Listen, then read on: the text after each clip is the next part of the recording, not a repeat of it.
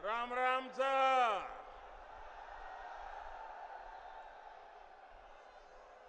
मैं सबसे पहले तो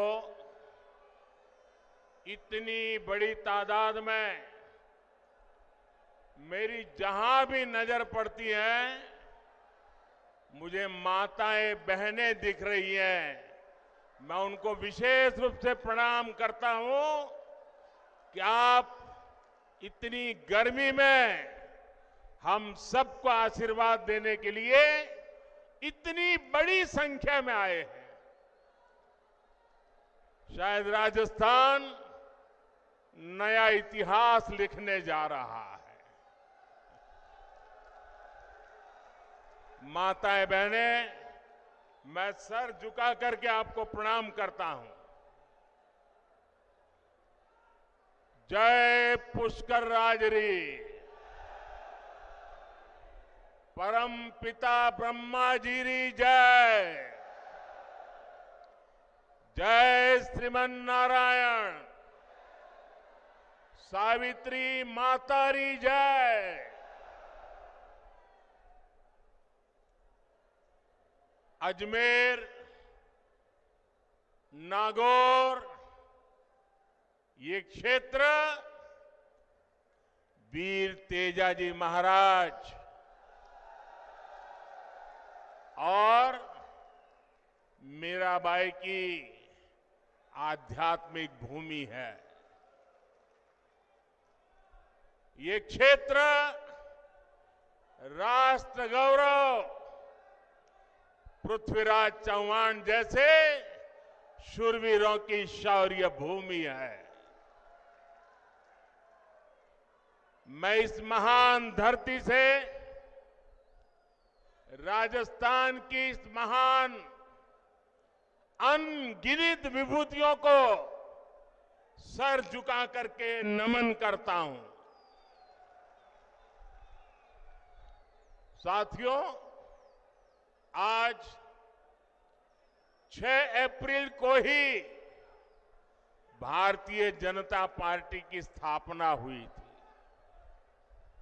ये संयोग देखिए कि आज ही मुझे पुष्कर क्षेत्र में आने का सौभाग्य मिला है।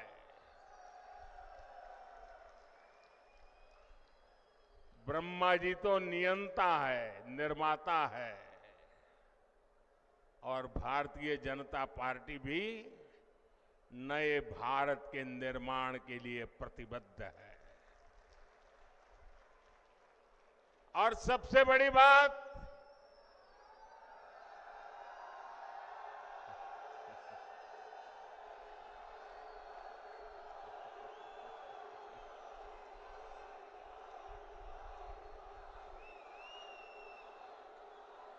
हमारा ये क्षेत्र कमल से इस क्षेत्र का संबंध है और भाजपा की पहचान भी देश के कोने कोने में कमल खिलाने जा रही है। और इसलिए पूरा देश कह रहा है, हर माता बहनें कह रही है, हर नौजवान कह रहा है, फिर एक बार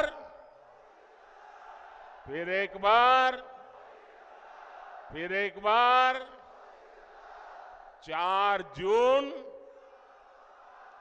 400 पार। 4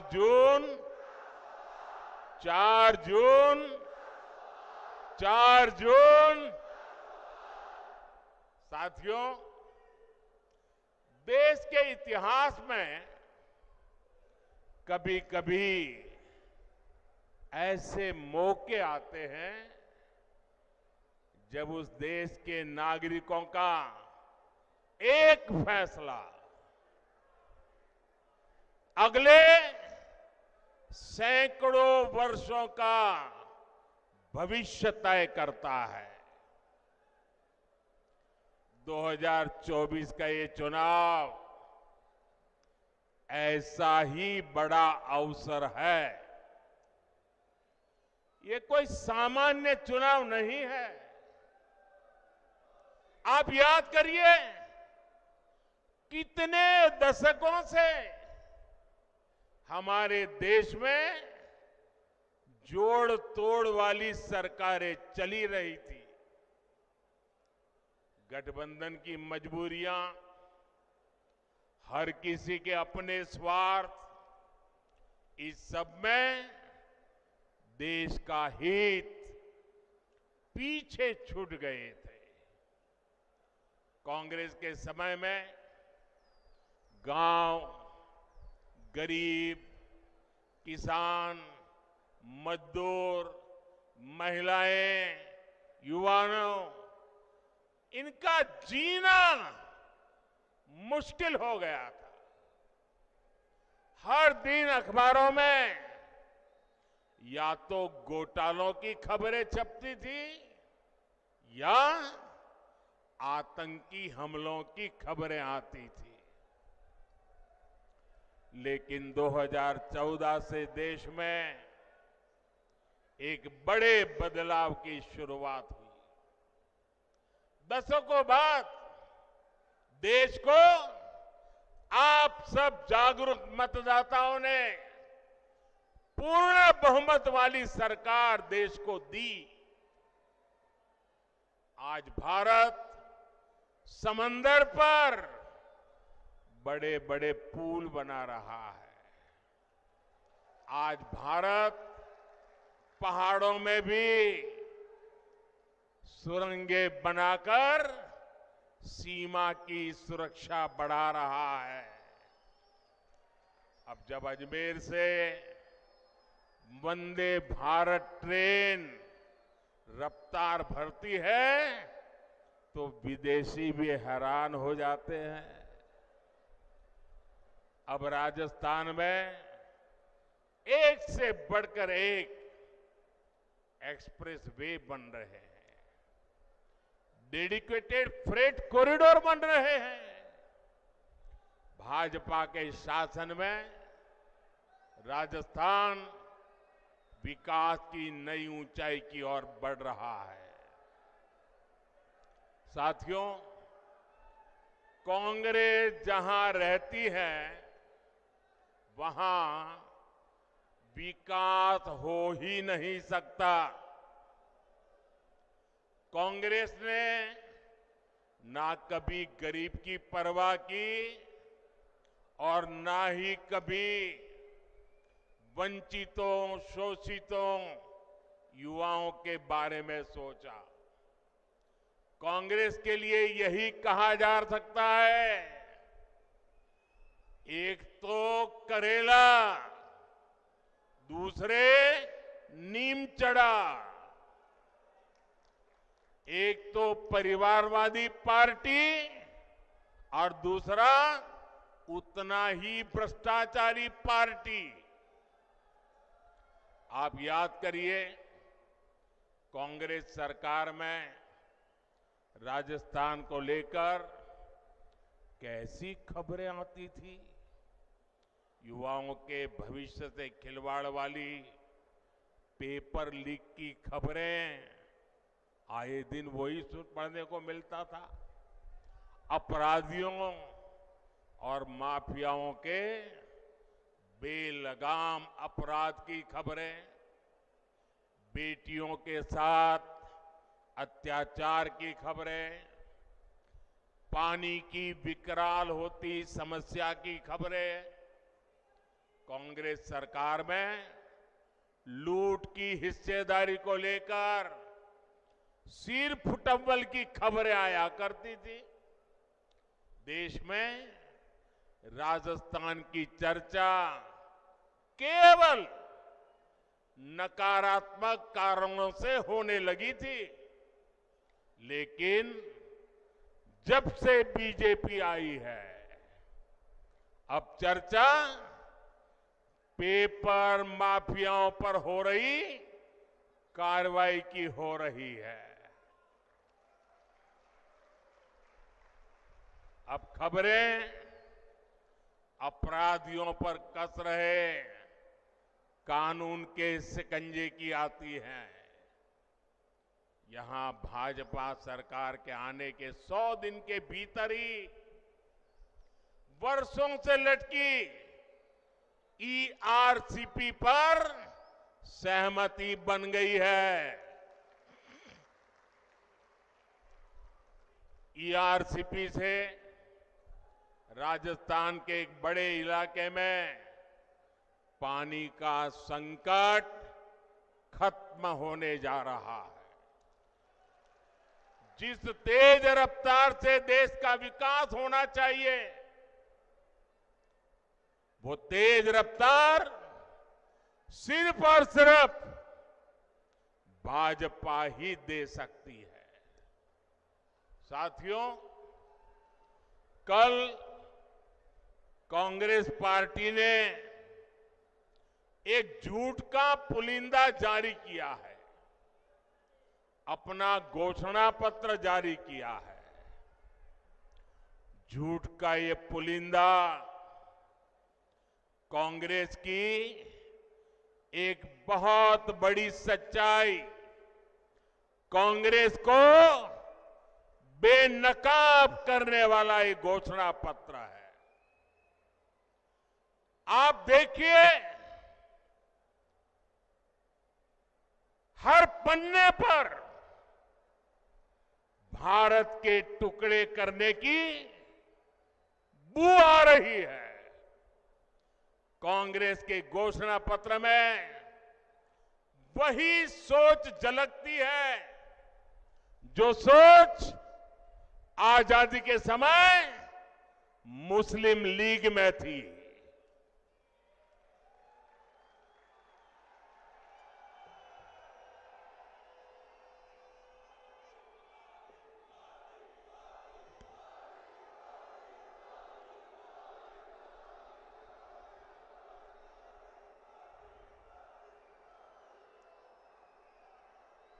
मुस्लिम लीग के उस समय के विचारों को कांग्रेस आज भारत पर थोपना चाहती है।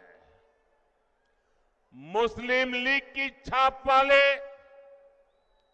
इस घोषणा पत्र में जो बचा खुचा हिस्सा था, उसमें वामपंथी लेफ्टिस्ट हावी हो गए हैं।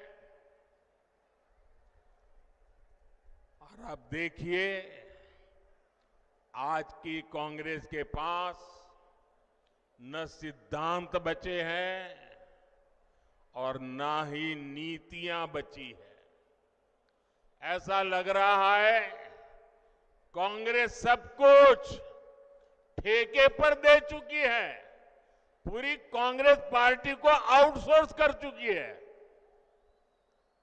आप मुझे बताइए, क्या ऐसी कांग्रेस देश हित में कोई काम कर सकती है? देश हित में कोई काम कर सकती है? भाइयों बहनों, घोषणा पत्र देखोगे तो ये भारत को पिछली शताब्दी में धकेलने का एजेंडा लेकर के आए हैं। क्या हमें आगे जाना है कि नहीं जाना है? आगे जाना है कि नहीं जाना है?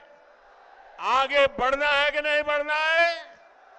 क्या भारत को पिछली शताब्दी में धकेलने देंगे? साथियों, गरीब और वंचित वर्ग की तरह ही कांग्रेस ने कभी नारी शक्ति की परवाह नहीं की। मेरी माताएं बहनें, आपकी ये जो जागरूकता है ना, ये कांग्रेस को उसके पिछले अनेक दशकों के पाप का जवाब मांगने के लिए तैयार हो गई है शक्ति। आजादी के बाद पीढ़ी दर पीढ़ी देश की करोड़ों बेटियों का जीवन कष्ट में बीता, तो उसके लिए जिम्मेवार कौन है? उसके लिए जिम्मेवार कौन है? इसके लिए जिम्मेवार कौन है? ऐसी कांग्रेस को सजा मिलनी चाहिए कि नहीं मिलनी चाहिए? ऐसी कांग्रेस को सजा मिलनी चाहिए कि नहीं मिलनी चाहिए? 19 अप्रैल और 26 अप्रैल कमल पे बटन दबाकर ये कांग्रेस को कड़ी सजा देने का समय आ गया है। आप सोचिए, शौचालय के अभाव में बहनों बेटियों को पीड़ा और अपमान झेलना पड़ता था। हमारी माताएं बहनें प्राकृतिक विधि के लिए या तो सूर्योदय के पहले जाना पड़ता था या तो सूर्यास्त का इंतजार करना पड़ता था और दिन भर मेरी माताएं बहनें पीड़ा झेलती थी। क्या ये पीड़ा उनको महसूस नहीं हुई? मैं गरीब मां का बेटा हूं।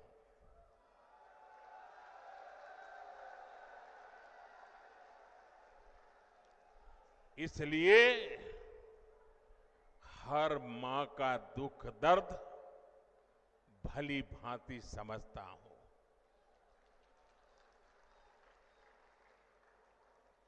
करोड़ों गरीब परिवार की बहनों को धुएं में खाना पकाना पड़ता था और जब वो धुएं में खाना पकाती है ना, तो एक दिन में जानकार लोग कहते हैं एक दिन में 400 सिगारेट जितना धुआं ये मेरी माताओं बहनों के फेफड़े में जाता था। क्या इन माताओं बहनों को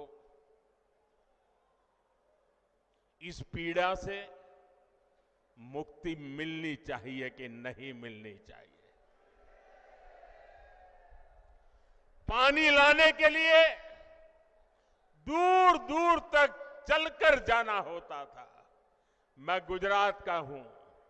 राजस्थान और गुजरात में पानी का संकट हम सब ने भली भांति देखा है और इसके सारा बोझ हमारी माताओं बहनों पर पड़ता था।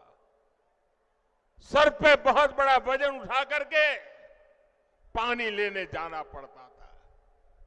भाइयों बहनों, गर्भ के समय हमारी माताओं बहनों को जो पोषक आहार चाहिए ताकि गर्भ में जो बच्चा है वो तंदुरुस्ती के साथ उसका जन्म हो, उसकी भी परवाह नहीं की। आज आपका ये बेटा आपके गर्भ में जो बच्चा है ना, उसकी भी चिंता करता है।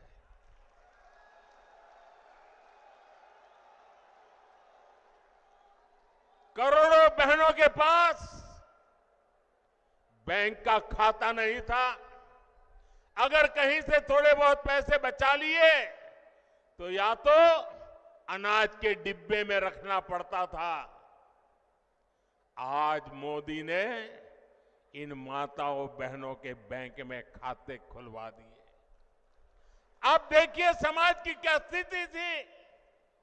अगर परिवार में खेत है तो पुरुष के नाम पर, घर है तो पुरुष के नाम पर, गाड़ी है तो पुरुष के नाम पर, दुकान है तो पुरुष के नाम पर, और अगर पति नहीं रहा तो बेटे के नाम पर। हमारी माताओं बहनों के नाम कुछ नहीं होता था। और ये आपका बेटा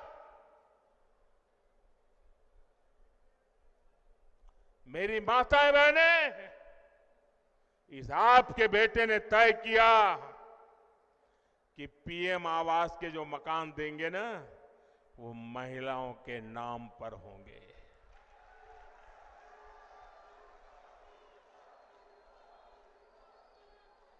हमारी माताओं बहनों को रोजगार के अवसर नहीं थे।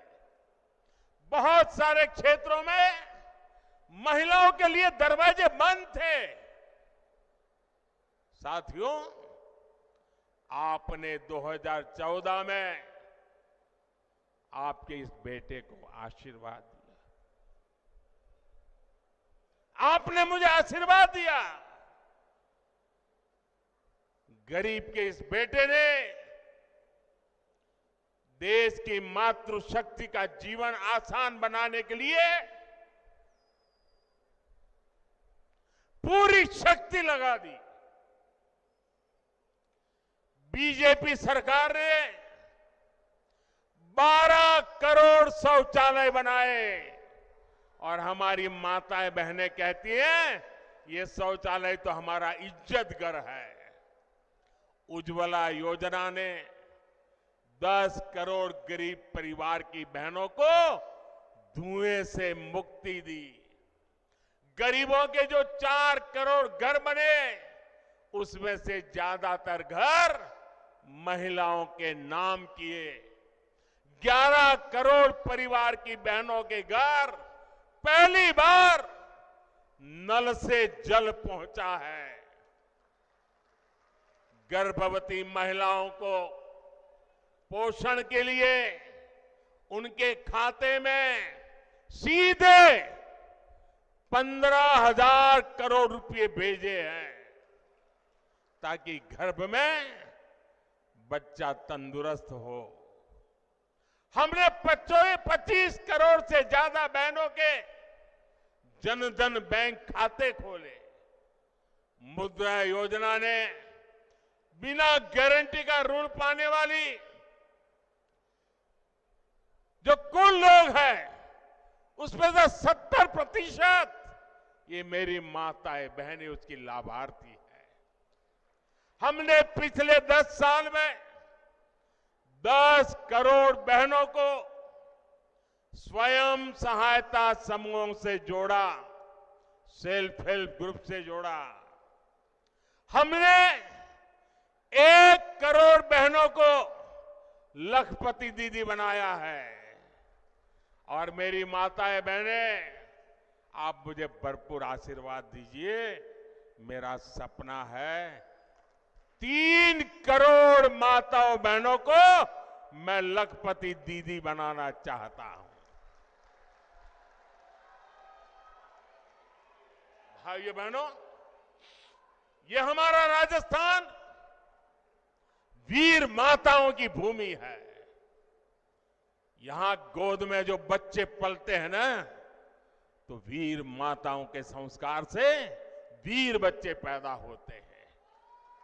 सेना में जाइए, मेरे राजस्थान की चमक दमक, और सिर्फ वो चमक दमक वो लंबी लंबी मूंछ वाले नौजवानों के कारण ऐसा नहीं, ये वीर माताओं के कारण है। ये वीर माताओं के कारण है। लेकिन बेटा तो सेना में जा सकता था, ये मेरी वीर बेटियां नहीं जा सकती थी।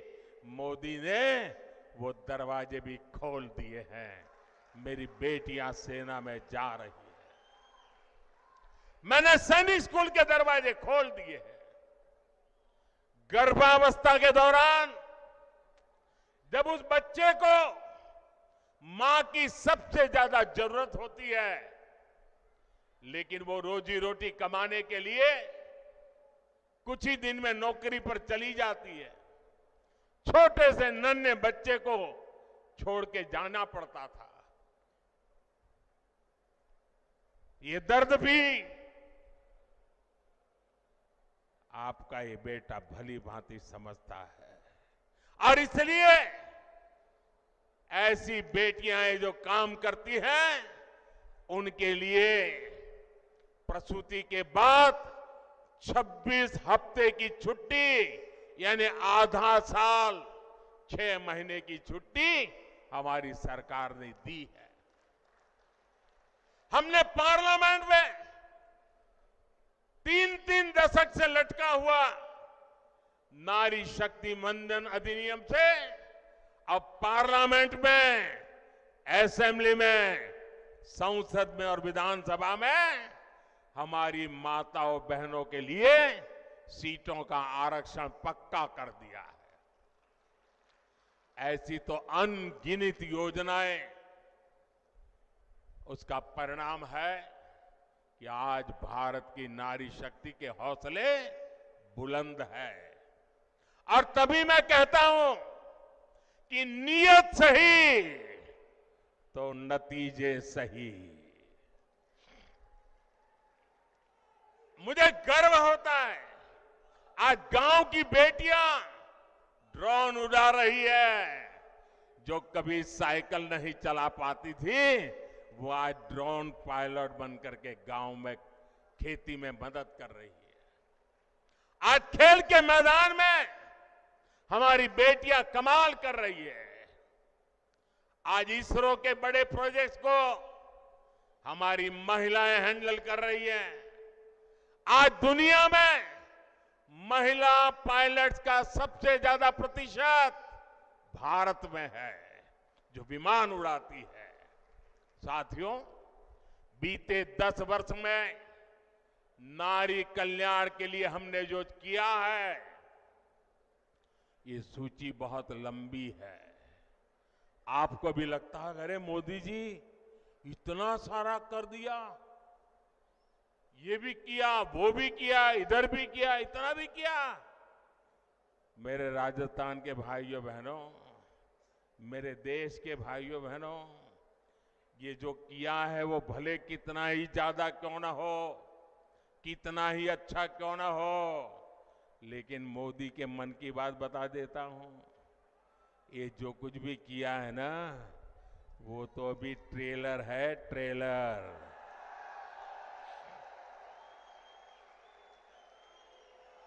अभी तो हमें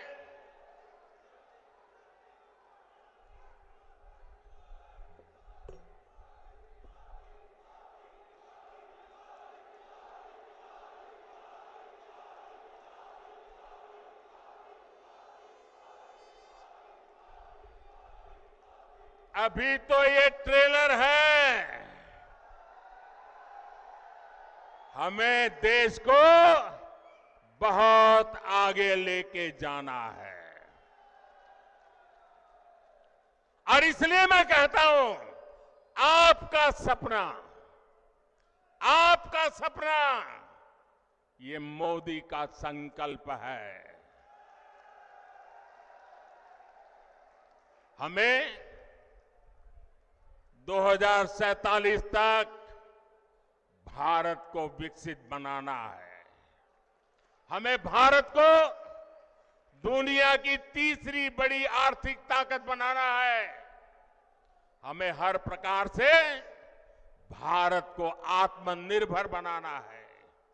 ये तभी संभव होगा जब देश की आधी आबादी की भागीदारी का विस्तार होगा। माताओं, बहनों, बेटियों का सुख, सुविधा, सम्मान, सुरक्षा और समृद्धि ये मोदी की गारंटी है।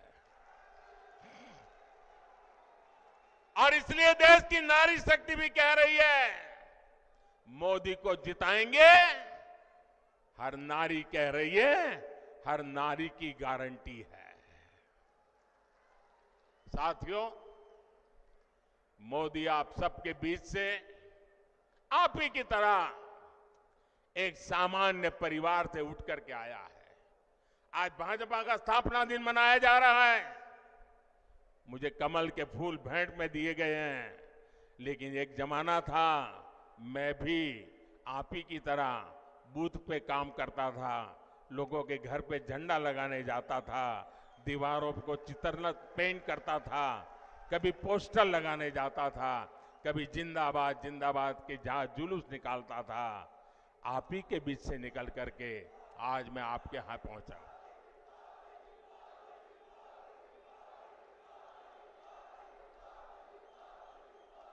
साथियों, ये जो देश के बड़े बड़े नामदार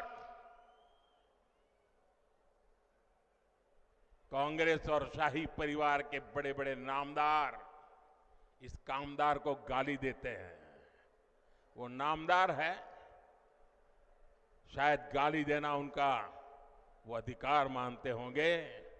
ये कामदार ऐसा है जो हर गाली को पचा जाता है।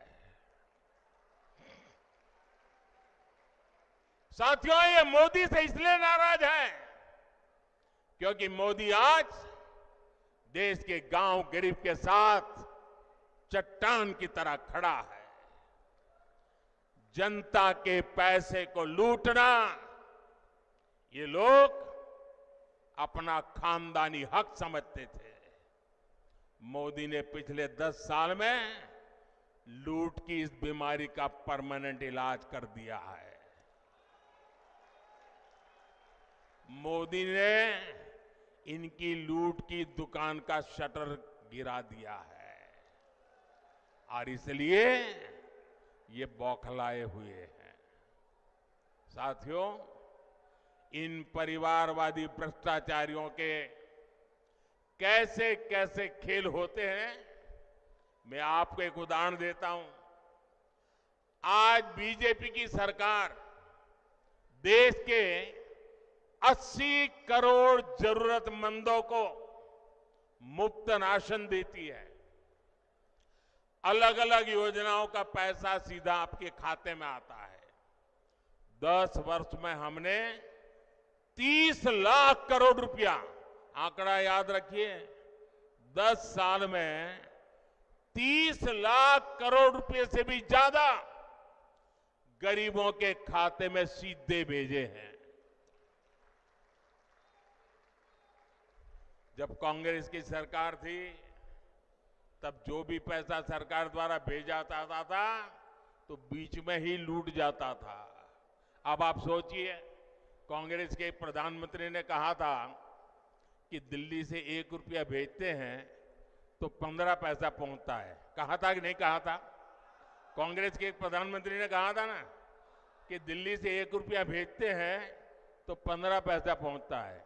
अगर 30 लाख करोड़ रुपया उनके पास होते तो क्या होता, मुझे बताइए। अब 1 रुपया भेजते हैं, 15 पैसा पहुंचता है, तो वो कौन सा पंजा है जो बीच में से रुपये मार लेता है? भाइयों बहनों, हमने जांच कराई तो पता चला कि कांग्रेस ने 10 करोड़ से ज्यादा ऐसे फर्जी लाभार्थी बनवा कर रखे थे जिनका कभी जन्म ही नहीं हुआ था, पैदा ही नहीं हुए, लेकिन योजनाएं उनके नाम पर चढ़ जाती थी। यानी 10 करोड़ फर्जी नामों पर आपके हक का हजारों करोड़ रुपया सीधे कांग्रेस के बिचौलिए के पास जा रहा था। मोदी ने ये खेल बंद कर दिया। मैंने जांच एजेंसियों को खुली छूट दी है। आपने देखा होगा, कांग्रेस के एक सांसद के यहां से 300 करोड़ से ज्यादा नगद, आप कल्पना कर सकते हैं जी, 300 करोड़ रुपए नगद अलमारी में ढेर के ढेर पड़े थे और पकड़े गए। टीवी पर आपने देखा होगा। आप हैरान हो जाएंगे, ये बैंक के पास नोट गिनने के जो मशीन होते हैं ना, मुझे कितनी बैंकों से लाया, लेकिन मशीन थक गए गिनते गिनते, मशीन बंद हो जाते थे, पैसे निकलते ही जा रहे थे। कांग्रेस का घमंडिया गठबंधन मोदी से परेशान है, इसलिए चिढ़ता है, गुस्सा करता है, गाली देता है। लेकिन कांग्रेस के लोग समझ ले, आप जितना कीचड़ उछालोगे ना, जितना कीचड़ उछालोगे, कमल उतना ही ज्यादा खिलने वाला है।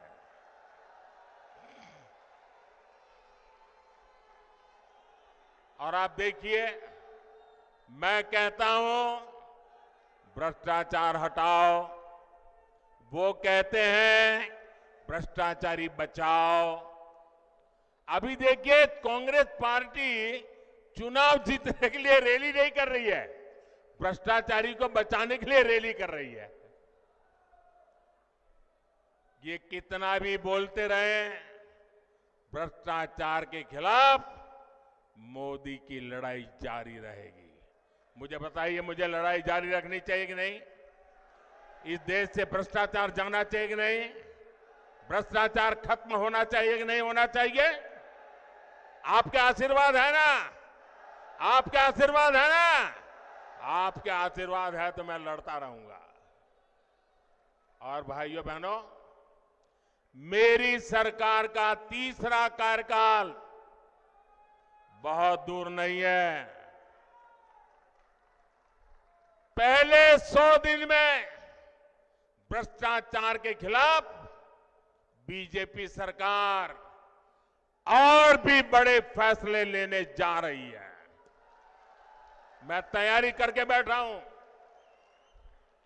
सारी तैयारी शुरू कर दी है। और इसलिए मैं कहता हूं, 10 साल में जो कार्रवाई देखी वो तो ट्रेलर है, अभी तो बहुत कुछ होना बाकी है। साथियों, राजस्थान में आने वाली 19 अप्रैल और 26 अप्रैल को मतदान होगा। अब आप देखिए, राम मंदिर बना, आप लोग खुश है कि नहीं है? राम मंदिर बना, आप लोग खुश है कि नहीं है? आपके मन को शांति मिली कि नहीं मिली? अब मुझे बताइए, चलो भाई राम मंदिर बन गया, लेकिन उसकी प्राण प्रतिष्ठा में जाने का विरोध करना यह शोभा देता है क्या? इतना ही नहीं, अगर कोई प्राण प्रतिष्ठा में आ गया तो उसको कांग्रेस पार्टी से 6 साल के लिए निकाल दिया। क्या इस देश में ऐसा हो सकता है भाई? प्रभु राम के बिना आप देश की कल्पना कर सकते हो? हमारे यहां तो सुबह शाम मिलते हैं तो राम राम सा करके शुरू करते हैं भाई। और अंतिम विदाई में भी राम बोलो राम से ही जाते हैं जी। उस राम के खिलाफ इतना गुस्सा मेरे दिमाग में नहीं बैठ रहा है भैया। प्रभु राम अपने घर विराजे, और ये रामनवमी आ रही है, सज धज के लोग मनाने वाले हैं। हम देखते हैं कितना विरोध करते हो।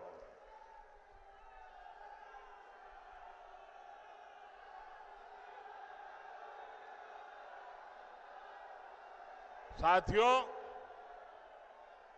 19 अप्रैल और 26 अप्रैल 2 दिन मतदान के हैं राजस्थान में। इस बार भारतीय जनता पार्टी ने अजमेर से हमारे साथी भागीरथ चौधरी जी को एक बार फिर उम्मीदवार बनाया है, और नागौर में मेरी छोटी बहन ज्योति मिर्धा जी ने जिम्मेवारी संभाली है। इन दोनों प्रत्याशियों को आपका एक एक वोट मोदी को मजबूत करेगा। और मुझे विश्वास है, राजस्थान से इस बार भी 25 की 25 सीटें देना ये राजस्थान ने तय कर लिया है। लेकिन इसके लिए हमें पोलिंग बूथ जीतना है। हमारी पूरी शक्ति पोलिंग बूथ जीतने में लगनी चाहिए। गर्मी कितनी ही तेज क्यों न हो, सुबह सुबह मतदान हो जाना चाहिए। तो मेरी ये बात घर घर पहुंचाओगे? मतदाताओं का आज जितना मैंने भाषण किया वो बताओगे? हर माताओं बहनों को बताओगे? पक्का बताओगे? अच्छा, एक मेरा काम करोगे? मेरा काम है, ज्योति जी का भी नहीं है, भागीरथ जी का भी नहीं है, ये मोदी का काम है। करोगे? जरा हाथ ऊपर करो। करोगे? करोगे? पक्का करोगे? आप घर घर जाना, और सबको कहना कि अपने मोदी जी पुष्कर आए थे और मोदी जी ने आपको प्रणाम भेजा है। मेरा प्रणाम पहुंचा दोगे? हर परिवार में मेरा प्रणाम पहुंचा दोगे? मेरे साथ बोलिए, भारत माता की, भारत माता की, भारत माता की। बहुत बहुत धन्यवाद।